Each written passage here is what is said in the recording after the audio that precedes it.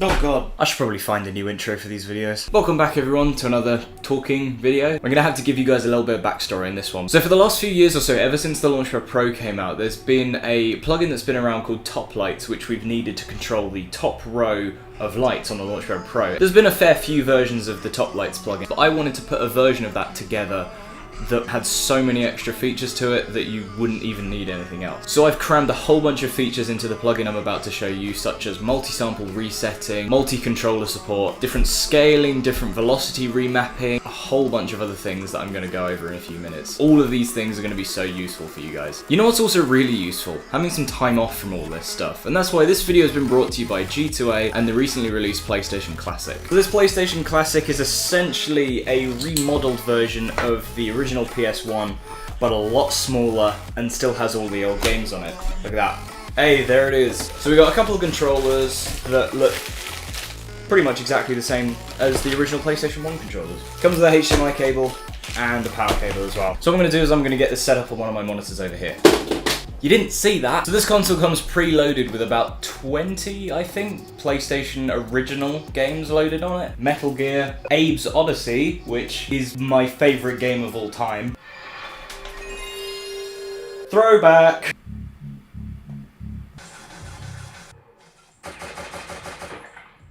Ha! So there you go guys, that is the PlayStation Classic. Thank you so much to G2A for sending that over and supporting the video.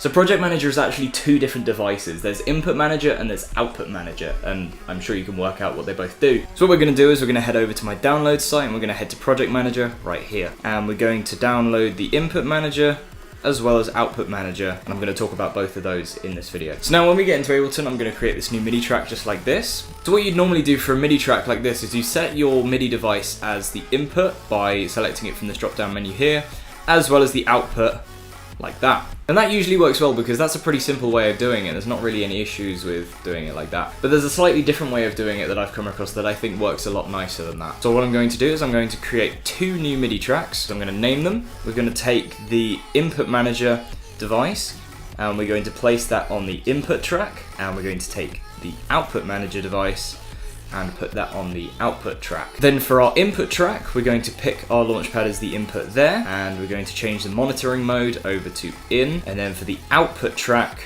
we're going to change the output to our Launchpad. Now for the track we want to control, we're actually going to pick the track that we've just made as the input, and then the output track that we just created as the output. It's a little bit confusing, but essentially what you're doing here is you're creating a way of modifying the input MIDI before it reaches all of the other tracks, and then you're modifying the output MIDI through a single track, which can make it a lot simpler when it comes to multi-Launchpad projects. Now, so as you can see in the Output Manager, there's a whole bunch of different devices you can choose from. There's all of these Launchpads here on the first page, and then on the next section, there's the Matrix controller, there's the Ableton Push 2, the Classic Launchpad, and the MIDI Fighter 64. I'm going to take you through all of the 8 different controllers and how they all work with Output Manager. So what I've done right here is I've made a quick light effect that looks like this when you play it on a Launchpad.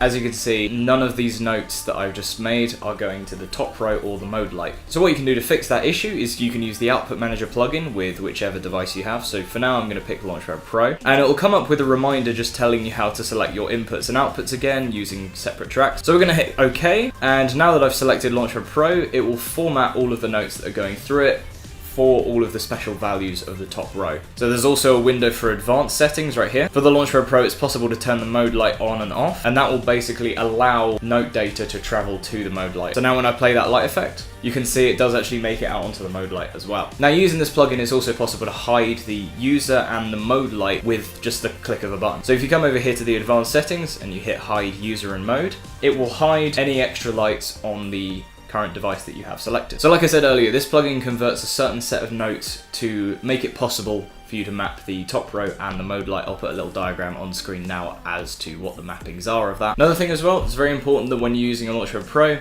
you select channel 6 as your output. Now we're going to swap over to a Launchpad Mark II. Now as before, I'm going to swap over my input and my output of each of these devices, and I'm going to set it to channel 6 as well. I'll select Launchpad Mark II in here, and then in the same way as the Launchpad Pro works, I can hide the user 1 light by pressing this button. Now for the Launchpad S, pretty much the same thing applies. We're going to select the Launchpad S as the input, and the Launchpad S as the output, but this time we leave it on channel 1, that's the only difference with these Launchpads. Launchpad Mini, for some reason I can't get to work. Thank you, Ableton. But the process for this is pretty much the same as the Launchpad S. You come over to Output Manager, select Launchpad Mini, and select channel 1 as the output. Now if we come on over to the extra devices page, you can see that there's a matrix controller option. So for the output channel, you pick channel 2 if you want to have the same color palette as a Launchpad Pro. So for the Ableton Push, you want to select the user port and put it on channel 1. Sadly, there's not a way to hide the screen yet. I'm working on it. The Launchpad Classic is almost exactly the same as the Launchpad S. You put that on channel 1. And then finally, the MIDI Fighter 64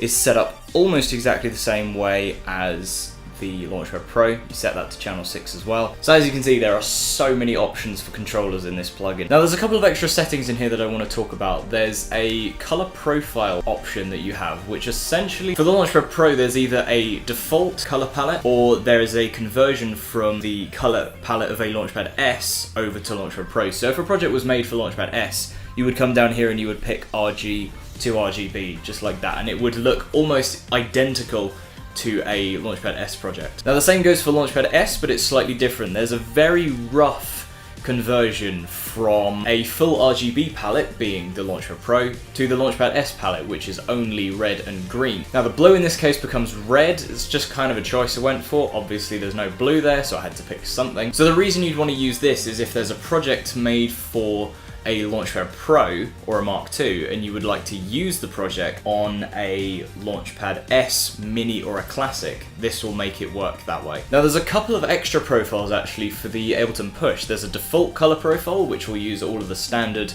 Ableton Push colors. There's RGB to push, which basically converts the Launchpad Pro's velocity chart into the Ableton Push velocity chart. And then underneath that there's RG to push, which is essentially the same thing, but making the Launchpad S palette accessible on the Ableton Push. So you can see I've just added this little extra bit into the light effect right here, and if I now play that, you can see that it's possible to control every single one of the edge lights on the Ableton Push. Now I'll leave the mappings for that up on screen right here as well, because it's a little bit confusing. There is a lot of them. So in conclusion, Output Manager is a plugin that handles everything to do with visuals and MIDI passing through it on the way out of your project to whatever controller you want. So now we're going to move over to the Input Manager plugin, and this looks very similar to the Output Manager, which might get a little bit confusing. So the advanced settings for this one essentially allow you to use this device to reset a few different things across your project. So essentially you can pick which of the top row buttons here you want to use to